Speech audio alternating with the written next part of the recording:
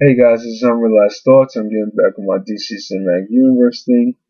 So Batman and Superman are getting a movie in 2015. Flash is getting a movie in 2016, and Justice League is going to get a movie in 2017 to compete with the Avengers 3. So DC Cinematic Universe actually has hope, but there's still one movie they need to make, and that's the Batman reboot. Now, as you guys know, Christopher Nolan's Batman's vision was over. It was a real success.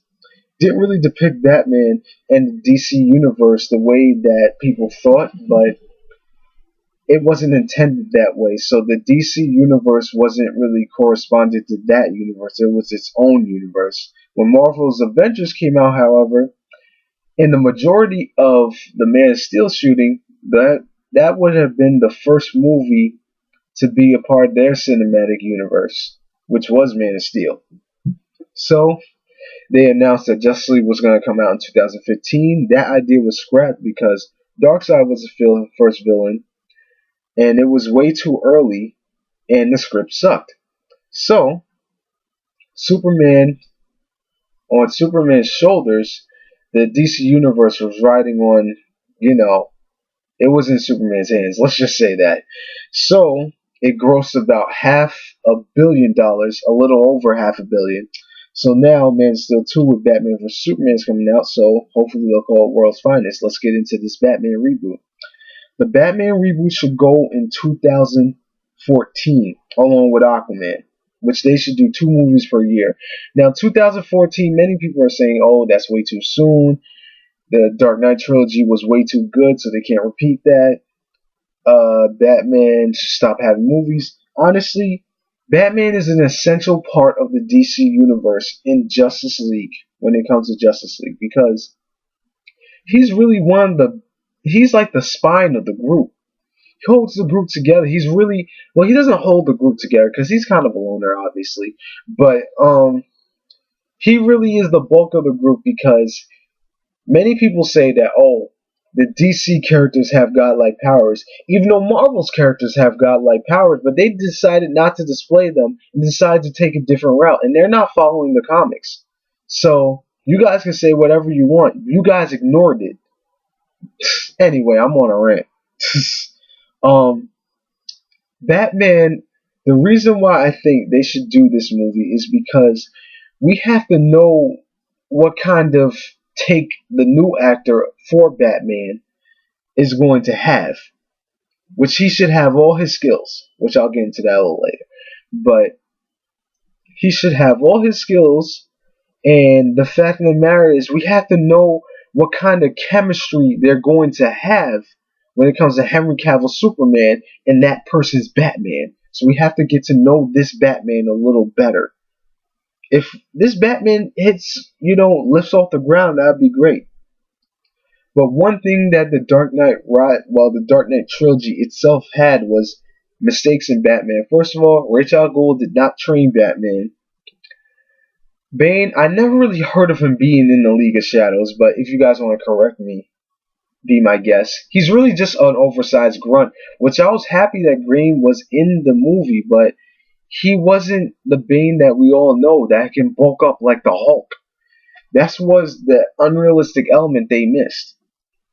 And Talia al Ghul I didn't really like the Dark Knight trilogy as itself, but I did like the second movie, which was The Dark Knight with Heath Ledger. Which go into my next point is the villains. Now, the villains that they should have. Lex Luthor should be in the movie, but he shouldn't be an actual villain. But villains that they should throw around there, I'm just throwing names out here, is Riddler. Riddler, because Heath Ledger's Joker is it's a tough act to follow. So it was a very good Joker, a good enough Joker that people are like, hell no, nobody can ever play Joker. Even though I'm fine with it. I just want to know somebody's new take on the Joker, but he didn't have all the essential elements of Joker, like his silliness, but it didn't really matter to me because he was a good Joker. Riddler, ManBat, Calendar Man, Clayface. Look, like, Batman has a huge rogue gallery, so it's hard for people to miss that. And the rogue gallery of Christopher Nolan's rogue gallery is small, but it didn't really have to be big because there were only 3 movies. Anyway, um, what they should have is the attributes of Batman that they missed was his real detective skills, dipping into stories like him. You know what detectives do? Have a little poster or something, or some kind of board where they attach pictures with pins or something and connect stories, and like, oh, this connects with this connects with this. They should have that in this movie. His martial arts skills pretty self-explanatory since he knows 127 different types of martial arts, and his escape artistry. Now, first, he's second to probably Scott Free, which is he's a new god and he's the greatest escape artist, master escape artist. That's why one of the reasons why I didn't want Darkseid to be in it altogether is because of there's too many stories for the new gods and stuff, and the DC universe to follow them is just ugh. But I'll get into that. Anyway, what I didn't really like Rachel Ghoul's take on, or should I say, Ian Gleason's take on Rachel Ghoul. Even though he was a good Rachel Ghoul, but he didn't train Batman, and I wish that they didn't. I just really wish they didn't train Batman. Damn, because that's not a part of the story. But anyway, what this movie, the plots that I wanted this movie to be, is a thriller, action, and have detective aspects into it. So it can be like they're connecting dots in the story, and it makes you kind of think, but not too complicated to the point where it's like it's a little too oversaturated with detective skills type thing. But I want it to be where it unfolds in the end, and it's like it blows your mind. That's the thriller element to it. And also, Christopher Nolan's movies could have been even better if they were not Batman movies. They could have been like action type thrillers, which Batman I think could be a perfect thing for a Batman movie. ManBat kind of brings that unrealistic element to the movie, but I haven't really thought of a plot with him because I just really didn't. But I'll think of it sometime. The idea's there. Anyway, here's the thing. Lex Luthor should play a part in doing business deals with Bruce Wayne and stuff. And then let's say I'm just gonna point out in the ends of the movie. First, Bruce Wayne, he's in the office with Lex Luthor and a couple of other, rich people.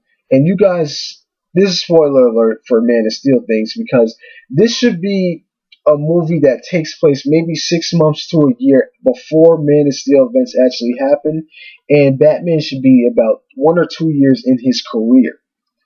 Now, it shouldn't be really an origin story, but now here we go. They're in a business meeting and stuff. Lex Luthor gets a call first, and he gets real pissed off at what happened to his. He gets a message that something, one of your buildings got leveled and destroyed. Metropolis got hit hard by this some strange alien attack or something like that, an invasion. And then he's like, "Excuse me, I have an important matter to attend to." So then he walks out of the room. Next, Bruce Wayne gets a call. And actually, everybody gets a call. Bruce Wayne is the main focus at this point. He gets a call. Alfred calls him, and he says, "Master Wayne, remember that satellite that you funded so it can be up in space? That during this alien invasion or something, if you saw the news, which he probably did in the movie, hopefully he did. I'm just throwing plot points at you here. Remember that plane, remember that satellite that you funded? Well, it got leveled and just was shot down in Metropolis." That's it. That's one of the plots that you kind of need to correspond. It's going to have Easter eggs in it. Hopefully it does. But what I really want is that they capture the element of having, Bruce Wayne, now he really doesn't know what's going on. In the end of the movie, maybe an after credit scene, you know, for a falling action, because there's always a climax, then a falling action to a series. Um, in the end of the movie, which in the after credit scene, Batman, he walks on a building and then he looks up and says, "What the hell is going on?" or something like that. And then he looks up into the sky just for a minute, just to think. He sees someone fly really fast across the sky, and he's like, "What the hell's going on?" Then, next thing you know, he goes to Metropolis.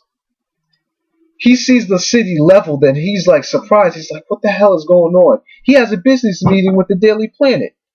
He goes in the Daily Planet. He says, "What the hell happened to Metropolis?" Some strange. Then they explain, "Oh, you watched the news, right? Some kind of alien attack happened," which he already knows, but he's like, "What the hell's going on?"